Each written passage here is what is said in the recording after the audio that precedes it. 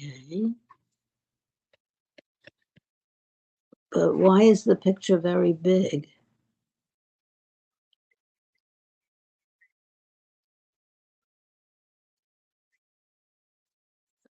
Where am I going to get gallery? Mhm.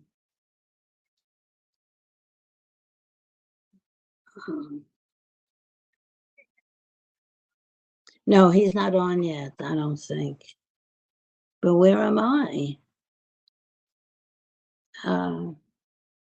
But, well, Zoom Workplace. Could I do that if I click on the Workplace? Now, what's on the bottom? Wait. Video. Mute. Okay, so I'm going to mute.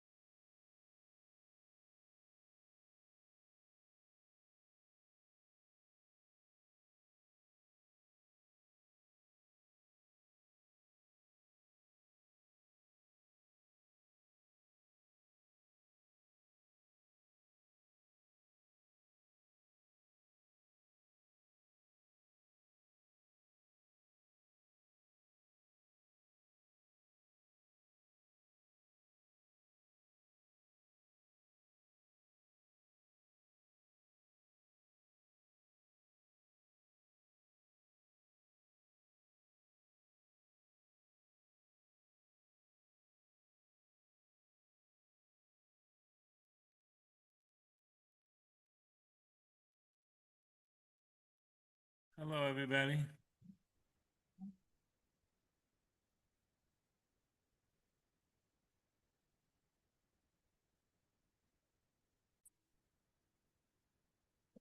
All right. Good morning, everybody. Diane, good evening.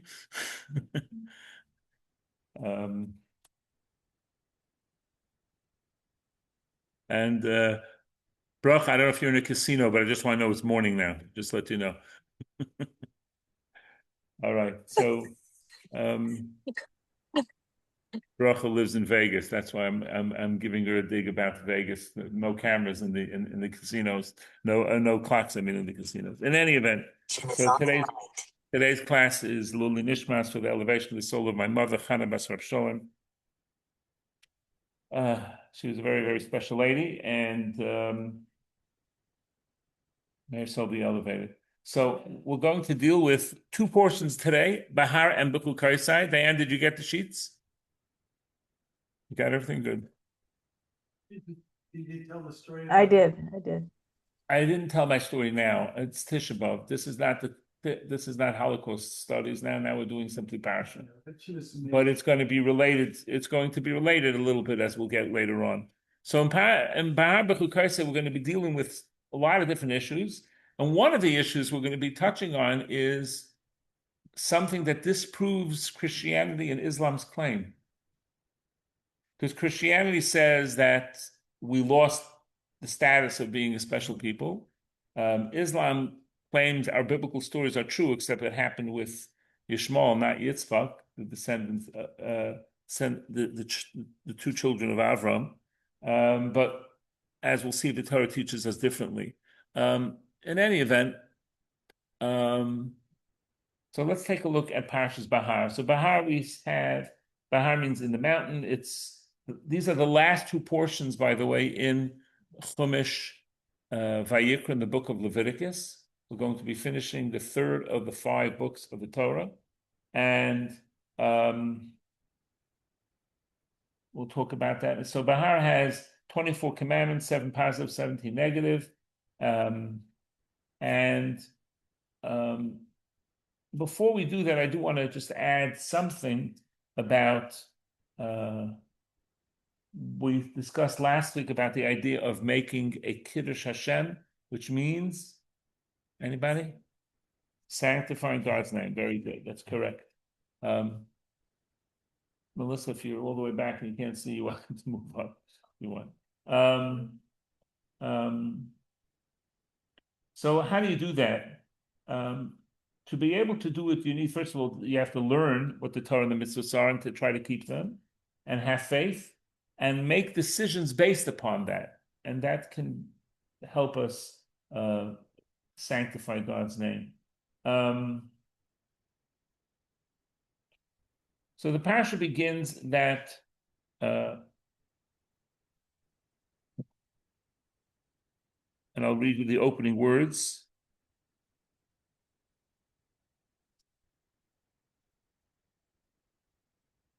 Hashem spoke to Moses at Mount Sinai, saying, "Speak to the children of Israel, say to them, when you come to the land that I give you, the land you shall observe a Sabbath rest for Hashem. For 6 years you may sow your field, and for 6 years you may prune your vineyard, and you may gather all of its crops. But the 7th shall be a completely rest for the land, a Sabbath for Hashem. Your field you shall not sow, and your vineyard you shall not prune." So why does it mention about Mount Sinai? And it tells us, teaching us an important idea about that not only this mitzvah, but all commandments were given at Sinai to Moshe, who taught it to the Jewish people. And he taught it to them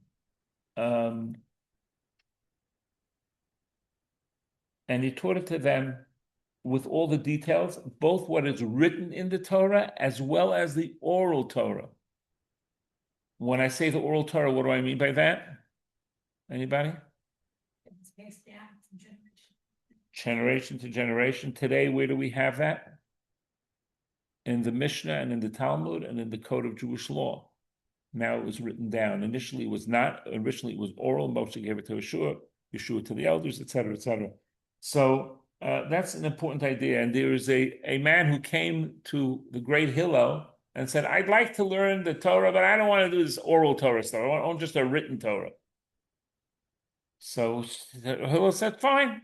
And he started teaching him, Aleph, Beis, Gimel. This is an Aleph, this is a Beis, this is a Gimel. Okay, practice that. Fine.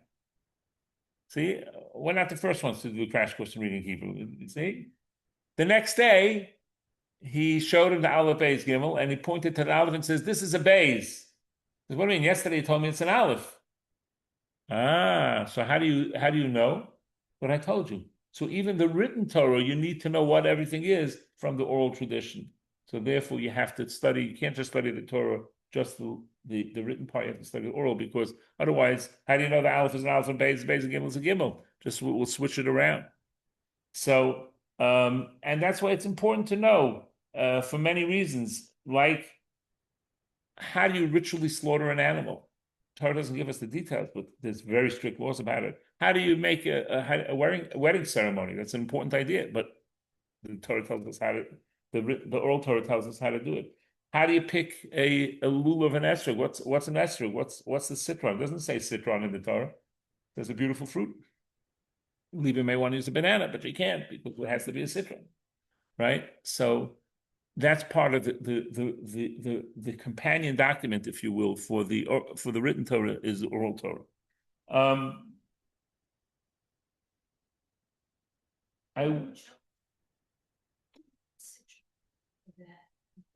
God, and he passed it down orally. And by the way, it's important to realize that it was given at Sinai from God. And therefore, when we do the mitzvah, the idea is to do the mitzvah not just because, oh, it makes sense to us. Yes, we can learn about the reasons for the mitzvah. There's nothing wrong with that. But we have to realize that motivation for doing it should be because God commanded us to. God commanded us to. That's what he did. This is a story about a rabbi who gave a donation to a poor person who had a very bad story, and he gave him. Then he ran after and gave him another one. He said, "Why are you giving me twice? I mean, I appreciate it, but why?" He said, "Well, the first time I felt so badly if I just gave it to you out of bad feeling for you. Then I realized I forgot to do it because God commanded us to do it. So the second time I'm doing it's because God commanded us to do this." Which is these are important ideas. So let's talk about this. The number 7 is an important number. The number 7 is in law and in custom and in the world represents completion in the physical world. 7 continents, 7 days of the Passover holiday in Israel, 7 days of blessing for a bride and groom, 7 days we count before ritual immersion for a wife, 7 days of Sukkot, the holiday in Israel, 7 notes on the music scale. The 8th note is really just the first note in the higher octave. So there's 7 notes there. 7 weeks from Passover to Shavuos, middle of the counting of the Omer, we're middle of that.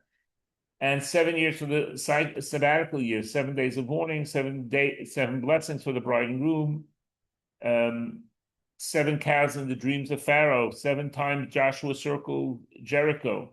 So we have a lot of 7s.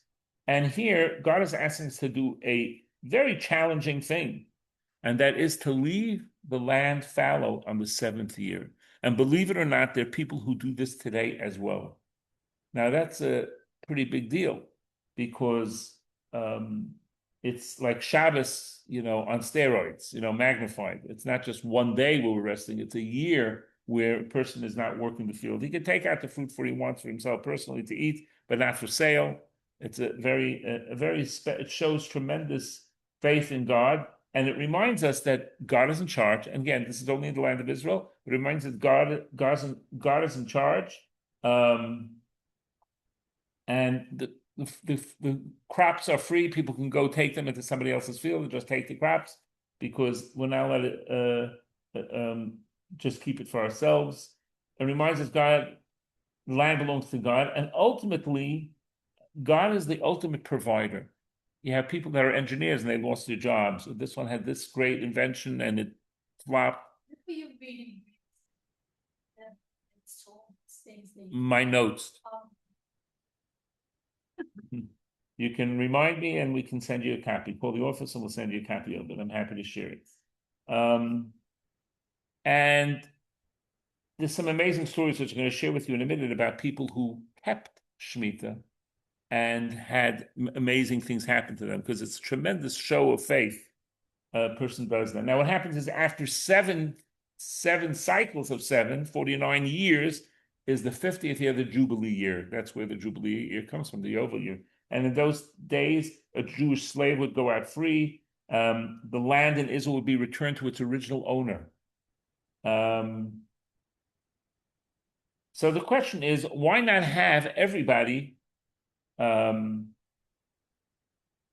instead of everyone keeping the same 7 years, then they'll be harder to get produce. Let you start to count this year, you start to count next year, you start to count, I'll start another year, and this way there'll always be produce to sell easily. God doesn't want that because only God could guarantee that. If a man made up, I'm making up a religion now, and this is what the religion we're going to do. Every 7 years, everyone's going to stop and not planned. How long would that survive? For that first cycle. But here, and there's a beautiful, powerful statement in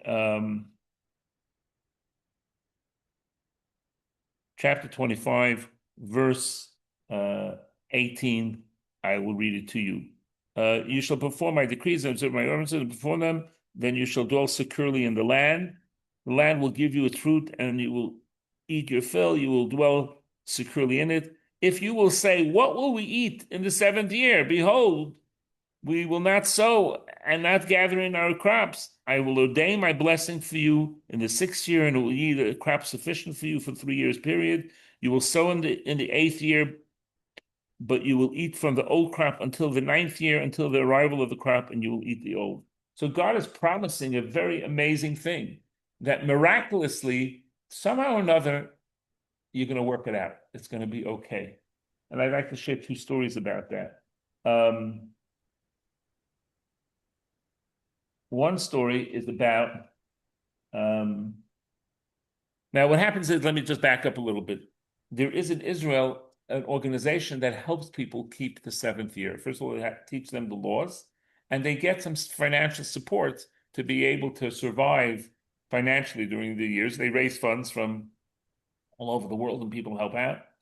And so here it says, in 2007 and 8, a completely secular farmer whose produce is bananas decided that he would undertake to keep Shemitah this time around. He approached the Keren HaShvius, which is the people in charge of it. And by the way, what they do is, by the way, they'll collect the fruit and make a collective out of it and sell it as a general fund. So people have fruit, but it's not going to the individual person. It's just going into this fund for everybody.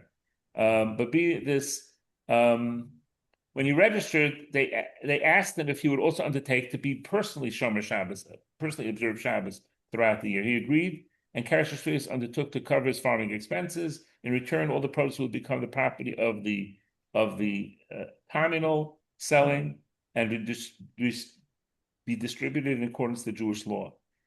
Israel that year suffered a cold spell that lasted over 2-3 weeks. Bananas don't like cold, and cold don't like bananas. So they didn't get along, and the bananas were still growing. They hit with the frost, they turned brown and became rock solid hard. The hero of the story, the banana farmer, knew that he was in deep trouble when the relentless cold hadn't let up for over a week. And he lived a distance from the orchard, and he hadn't seen the damage. And when he came to inspect it, he drove there, and he passed one orchard after the other, overwhelmed by the damage. Not a single fruit had survived. No tree was spared. And when he finally got to his orchard, he was awestruck.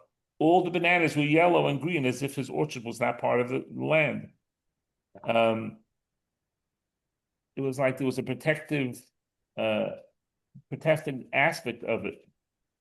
And he rushed, and he couldn't believe it. He called his contacts, and he said, a miracle occurred. Nes kara. And here you can see the picture of the ones that didn't make it and ones that did make it. Okay. And there's another story about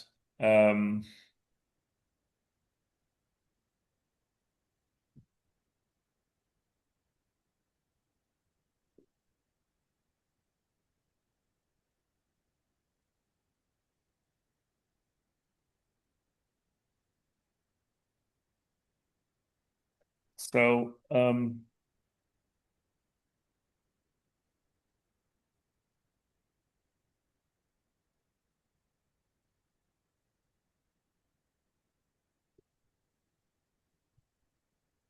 So here, one guy approached Rabbi Grossman, the former rabbi of Birkat Hayarden, the Jordan Valley region. Rabbi, you're the only religious person that I know, and you keep mentioning to us that Torah promises Shemitah observers with abundance in their crop. Kavod Rav, can you truly guarantee that this will happen if I observe Shemitah? He says, I can guarantee you will merit divine assistance, and you will not suffer any financial loss for observing the 7th year.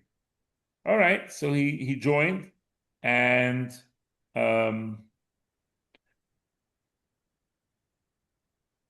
he finished the Shemitah year. When he came to the local grain distribution center, he was told that the distribution had ended a long time ago, unfortunately, because a lot of farmers didn't keep Shemitah. But there was a large amount of inferior quality celery seeds that were available. Celery seeds, okay. So he planted the celery seeds, and he couldn't believe his crop yielded 3 times its normal crop. And all the farmers are making, what are you going to do with all that celery? And they made fun of him. And then he got a call from a regional distribution center. Well, how much celery do you have? I have more than enough. Even my neighbors are calling me Mr. Celery. I need an enormous quality of celery. Are you able to supply it? No problem. And listen, the market price for every celery is 50 cents per head, but you can charge whatever price you want, even $5 a head. He says, what does that mean? He said, because what had happened was there was a frost in Europe, and they needed celery. So Europe was going to buy whatever celery he had at whatever price he wanted. They're desperate for vegetables to add to their soups. You can supply with the celery. I'll arrange for air freight to England, Holland, Belgium, France, and the rest of Europe. And they worked 24/6 to load hundreds of delivery trucks, which delivered the entire produce to the airport. And he was wealthy overnight. He bought himself a beautiful automobile, which he called his Shemitah Cadillac. It was really nice. And he wasted no time in publicizing his miracle. He told his fellow farmers, you deride me for an entire year. Look how Hashem rewards those who keep Shemitah. And eventually became Torah observant. And a more recent, relatively recent, what's needed for Pesach? What do you need that grows for Passover? What do you need? Matzah. You need wheat for matzah, right? So some people wanted to buy wheat early before the Shemitah year so that they could have the wheat and make the flour so that they could make the matzah and not wait till the Shemitah year, then it becomes much more problematic what to use. So they went to a farmer in the south of Israel, and he had a large amount, and they offered him to buy his entire crop. And they wanted a better price, and he didn't want it. He said, listen, we're saving you the headache. You don't have to sell it to different people. They'll buy the whole thing. And they bought the entire lot, and he agreed, and they sold it. What ended up happening was, this is before October 7th, maybe a few years before, some Gaza terrorists popped out their head in what they thought was a full wheat field, and they would be hidden there. And they were noticed immediately from the Israeli, whatever, they had balloons with cameras on them, and immediately they were knocked out. Again, the guy sold it earlier than usual for Shemitah, and they were able to knock them out. So a lot of miraculous stories about the Shemitah, the sabbatical year. So that's a tremendous mitzvah. It shows tremendous strength of faith when a person is doing that. Okay. What else? In Parshat Behar, we also have, it says twice, don't aggrieve somebody. Don't cause somebody pain. You want to know exact verses?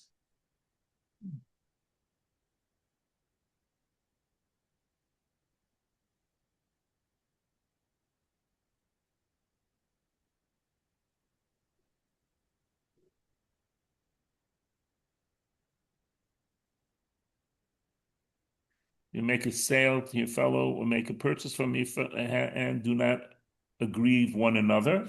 And then in verse 17, it says, you shall not aggrieve your fellow, and you shall fear God, for I am Hashem your God. So why did it say aggrieving twice? And the answer is, one is financial aggrieving and one is personal aggrieving. Financially, you can't overcharge somebody, and personal is not to say or do something that would make someone feel badly. Maybe reminding them of their past mistakes for no good reason. This is interesting, aggrieving somebody. Going into a store and making the salesman crazy when you have no intent to buy. That's aggrieving him because he's hoping he's making a sale. Now you can go into, if you say up front, I'm really just window shopping, so I'm just looking around. I'm not planning on purchasing that. Then if he wants to spend time with you, he will. If he won't, he won't. But just to go and say, oh, this shoe, that shoe, let me check this shoe, that shoe, what's that? And you're really not buying anything, that's aggrieving a person. saying hurtful things, calling a person a nickname. There was once a Hasidic man who called somebody a nickname, and the Ger Rabbi told him, "You can't call him that." He says, "What do you mean? Everybody does. That's what he's known as. I don't know what he said, but let's say fatso, whatever it is." So the Rebbe said, "You know what? In hell, there's room for all those people. The fact that everybody does it doesn't mean that it's okay to do."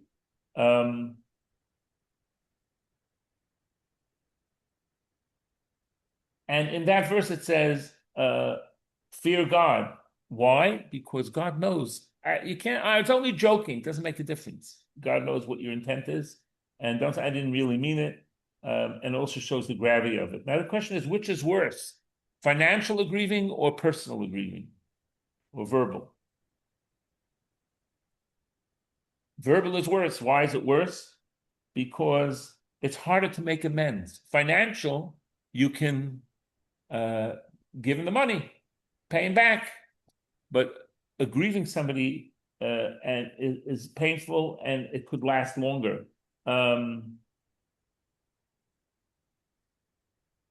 oral tradition says Rav Shimon ben Gavriel had a faithful servant who he asked him to buy a food that's good. And he went and came back with tongue. Meat tongue. Some people like it.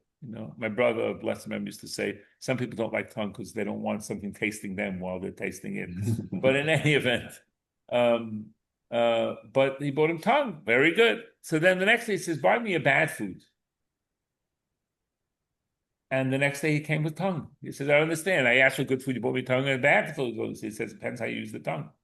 If you use it for good things, it's good. If you use it for bad things, it's bad. So the question is, if someone insults you, can you insult someone in return as a defense mechanism? So, interestingly enough, some authorities say in the heat of the moment you can, but it's not recommended. And it's very meritorious not to if you hold back, and you get blessings for not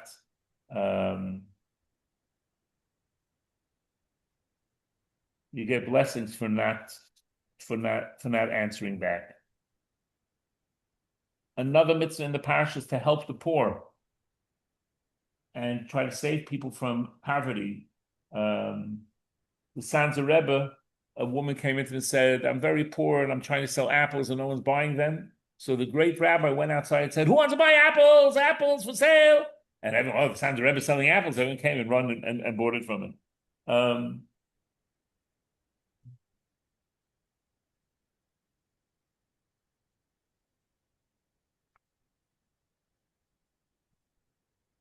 This is interesting. Rabbi Yochanan ben Zakkai dreamt the night of Rosh Hashanah that his two nephews would lose the sum of 700 dinars in the course of the coming year.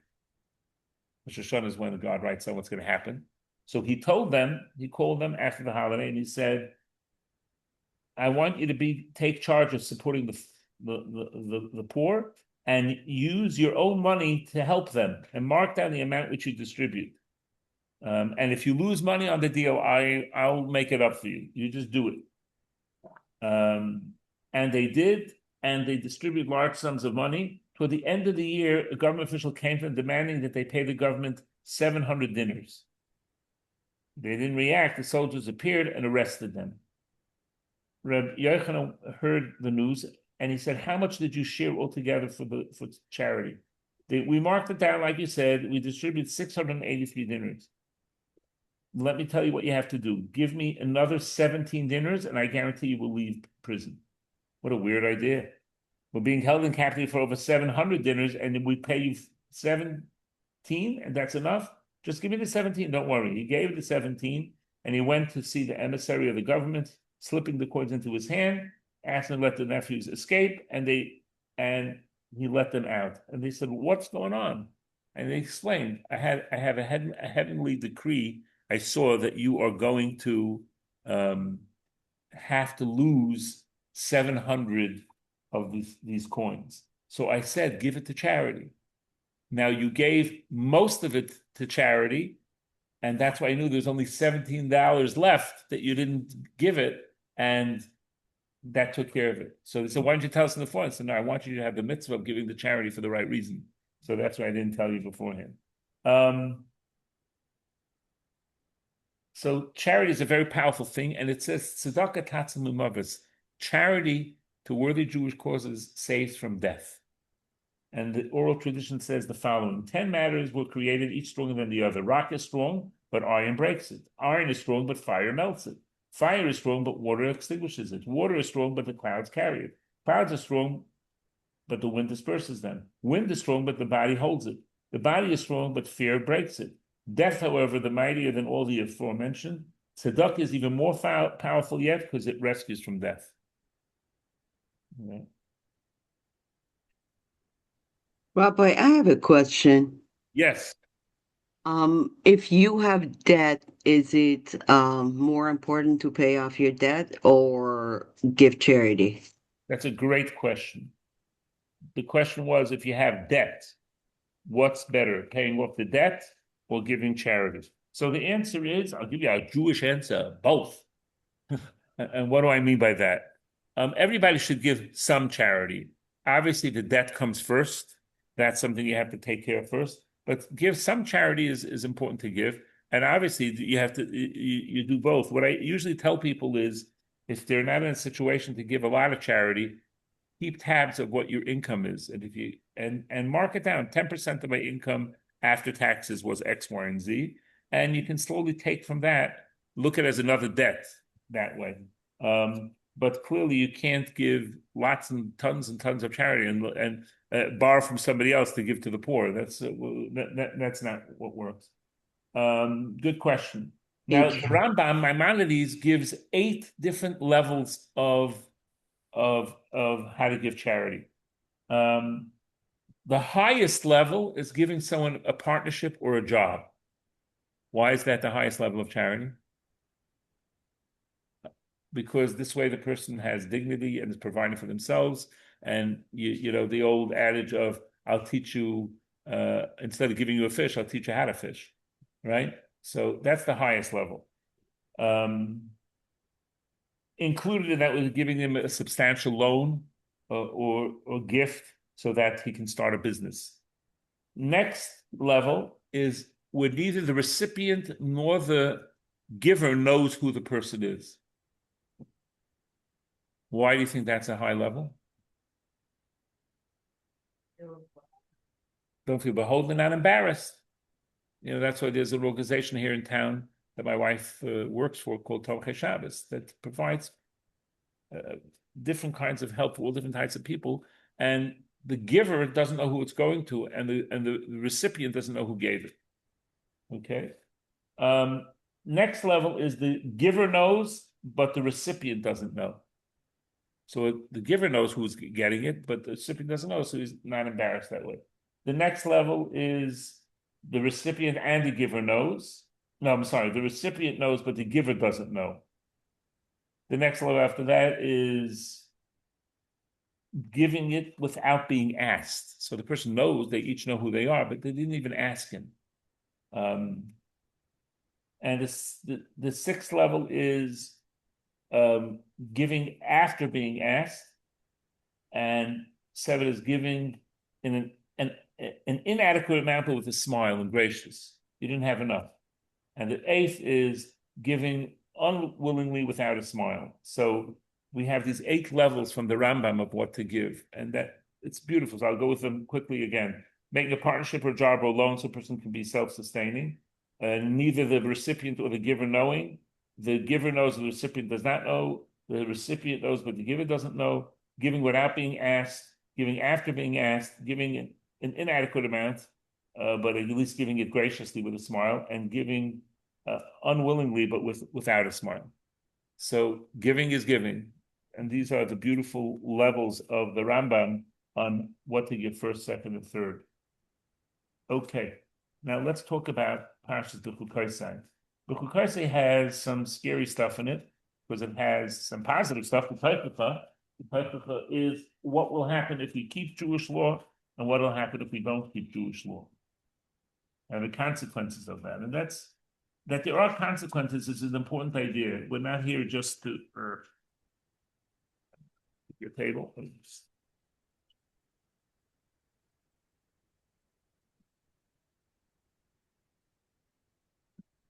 Yeah.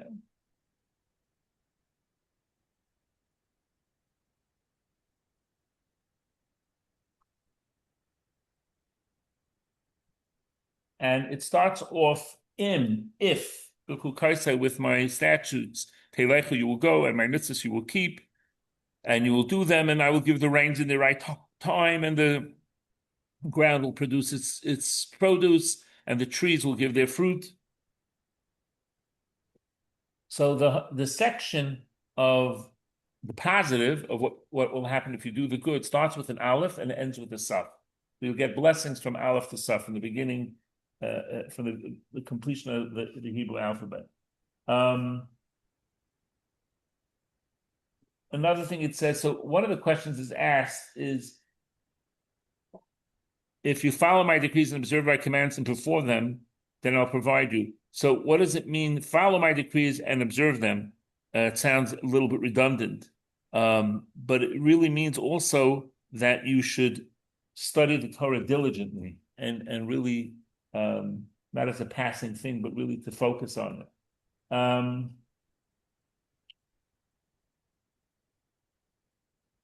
Did we ever have a period? Yes, we had in history. We had the generation of the desert. They got the manna from heaven. During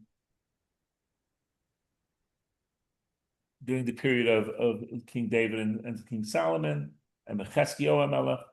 Now the question is, why does the Torah seem to focus on physical benefit? It doesn't say anything about spiritual reward. So there are several answers to that. I'd like to share a few of them. First of all, obviously, if you're doing spiritual deeds, you're going to get a spiritual reward. The concept of the Torah is not only that, you also have a physical reward. It's interesting, they did a survey, I think it was the New York Times, the happiest people in the United States. And one of the groups that were the happiest were Orthodox Jews. And that was surprising because you have restrictions, you have more expenses, tuition and kosher food, et cetera. But that's what they came up with, that people who have a purpose in life and meaning, even if it's it's a job that you have a meaningful life, and you get Hashem's blessing. And truthfully, the survival of the Jewish people defies logic as well, and that's part of God's blessing.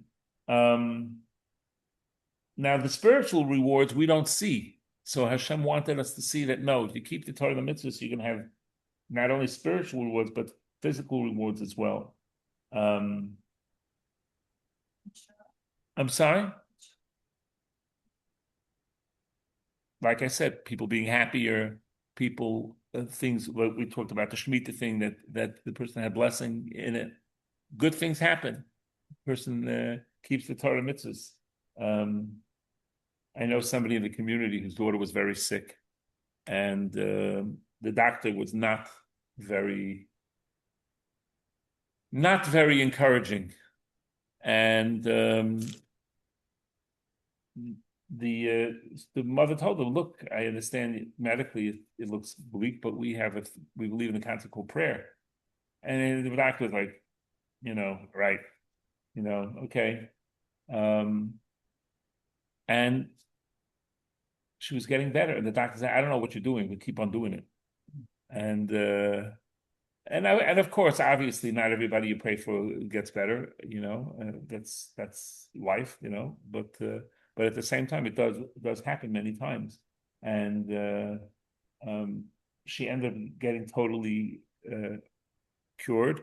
And then the mother sent out a message to everybody: "Thank you for praying for her. She's, thank God, better. Now pray for her to get married."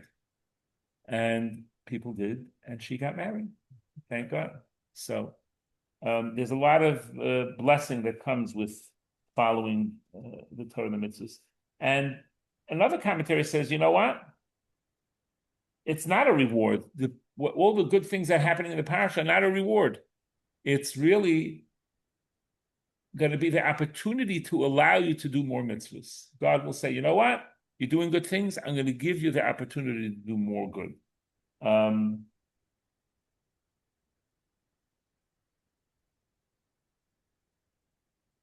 With greater ease and greater ability. The rains will come on time to nourish the crops at the right time, not to inconvenience people. As a matter of fact, Friday night, we say is Gishmei Bracha, if it rains Friday night, because people are not supposed to be driving then, and the roads are muddy maybe. Friday night rains, we look at it as a good thing.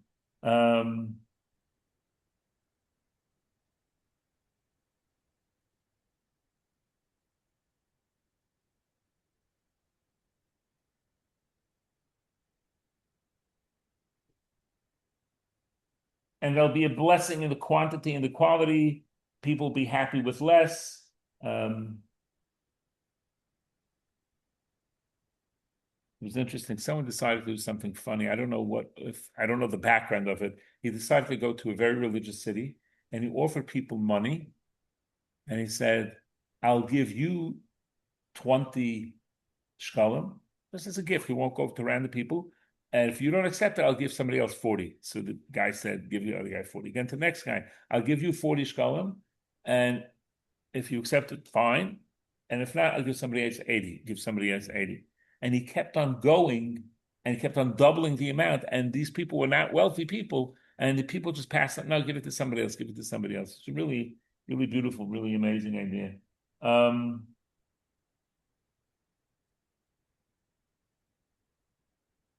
So the blessings are a happy and fruitful family life, divine, the divine presence will rest among you in the temple, break the yoke of exile. But then it says the bad stuff, God forbid, things can happen. And why does God make negative consequences if he loves us?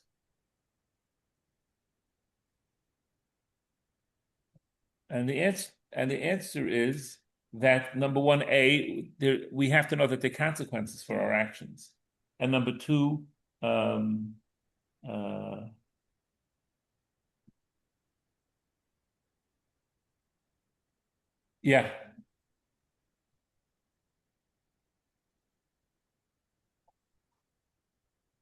it's a wake-up call. A lot of times, it's a wake-up call. And I'm going to give you an extreme stupid example. A wife tells her husband, tonight's our anniversary. I'm making a special dinner for you. What time are you going to be home? I'll be home at 7. Oh, great.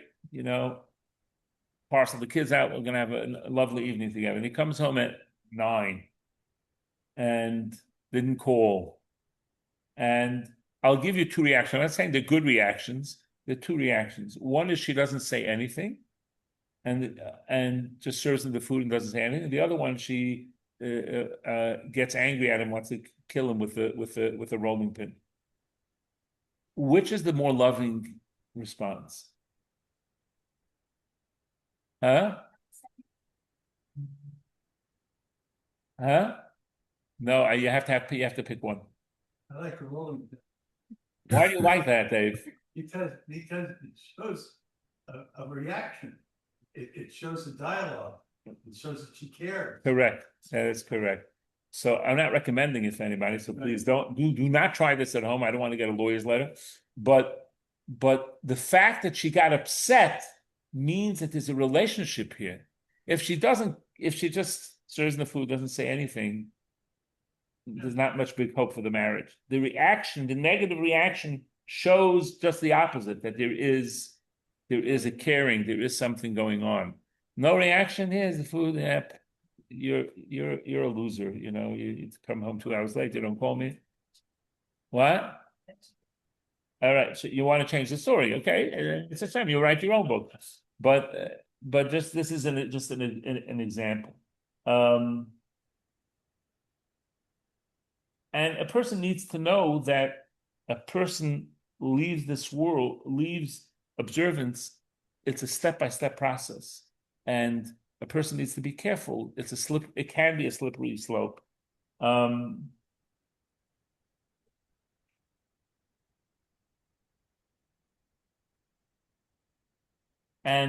the Parsha goes through 7 different levels within each series.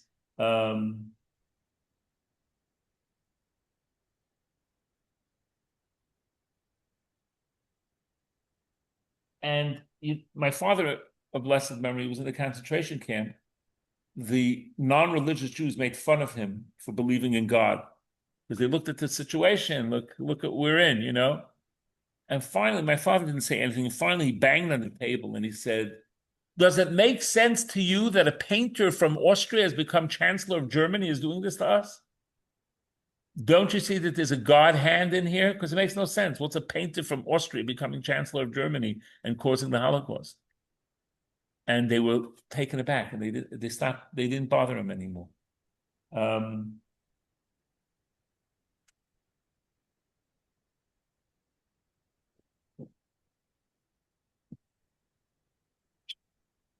So if you take and page 717, and by the way, the custom in shul is when we read the Torah, it's so. I asked them why they're not here.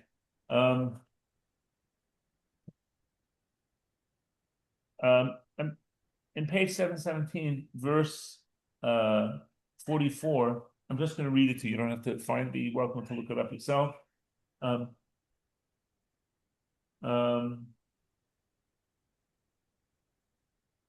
But despite all this, God says, while they will be in the land of the enemies, I will not have been revolted by them, nor will I have rejected them to obliterate them, to annul my covenant with them. For I am Hashem their God. I remember for them the covenant of the ancients, for those who have taken out of the land of Egypt before the eyes of the nations, to be God unto them. I am Hashem. What is God saying here? God's saying a very powerful statement. He's saying that in spite of all the bad things that have happened, and this is at the conclusion of that, of all the negative things. At the conclusion of all the negative things, God said, I'm not rejecting you fully, and I'm not going to wipe you out fully. And many people have tried, but no. God says, I'm still keeping the covenant with you, for I am Hashem your God. The verse is very clear. Christianity and Islam can't say, oh, the Jews are not part of it anymore because they made mistakes. Mm-hmm.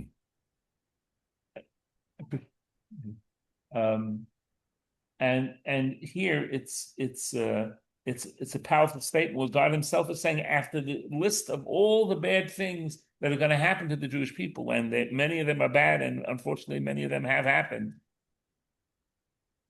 God is still keeping a relationship, and on a personal level, there was many people, many of the hostages were inspired. One hostage was in the tunnel and dark and alone and hungry and starving and tortured, and he said he felt closest to God then. He would talk to God, and that's God, get me out of here. No, God, how are you? How are things going? Like he had a real connection. May the blessings of the good things from the Parsha come in, and may we finish the bad things. The Parsha ends. The custom is that we stand at the last verse and we say Chazak, Chazak, V'nis Chazek, which means be strong, and may we be strengthened. As we finish one book, we should complete and continue to learn and finish other books. All right. I'm open for any comments, questions, thoughts. Here or there or anywhere. Rabbi, you asked your own question, who wrote the Torah? Did you ever answer that? I said God wrote the Torah because who could guarantee that after the 7th year anyone would have survived? And Ah. only God can say that because he says there'll be an abundance. Don't worry. If one way or another, it's going to work out. That's right. So you did answer that question. Yeah. I should have been more explicit about it, but yes. Okay. Yes, Dave. I have a comment. Oh, no. Yes. On the outline here. Yes. For Parsha Behar, Yes. it says here, topics do not cause financial or personal pain unto another. Yes. It's reminiscent of when the Hillel was asked to describe Judaism on one leg. And he says, do not do to others as you would have them do to you. Yeah, that's correct. Any other questions, thoughts, comments? Yes, I have a question, Rabbi. Yes. At the beginning of Parshat Behar, it says that according to the number of years after the Jubilee year, shall you buy from your fellow, according to number of years of crops shall he sell to you. What does this mean? In other words, what it means is the Jubilee year, it goes back. So when you are buying a property in Israel, you're not buying it forever. You're buying it for only 50 years. So if the Jubilee is in 3 years, so the price is going to have to be lower than if it is in 40 years. So it's all tied to when the Jubilee year comes. Because remember also that the land of Israel was tied to the tribes. It was divided by the tribes. So each tribe eventually got its land back. So it's in the calculation of the years to the Jubilee year to be able to do that. But this is not something that's done anymore? Not today. No, we don't have that today. No. Okay, thanks. No, it's not today. Okay. Any other questions, thoughts, comments? If we help a family member financially, does that count as tzedakah? It's a very good question. It depends if they need it or not. The question was, if you help a family member of that money, does they need? Now, if you're helping them buy the Lexus, probably not. But if they need the money and you're helping them so they can do what they need to do, like maybe place to live, whatever, food, whatever it is, if they need the money, 100%. Oh, okay. Thank you, Rabbi. So again, the details are a little bit, you can ask more details, probably not for the thing, but generally, yes, it can be charity if the other person is in need. Any other questions, thoughts, comments? Going once, going twice, going 3 times. Sold. Thank you, Rabbi. Right. You're very welcome. Take care, everybody. Have a great week. Take care of yourselves. All the best. Thank you, Rabbi. You as well, Rabbi. Thank you. Amen. Take care.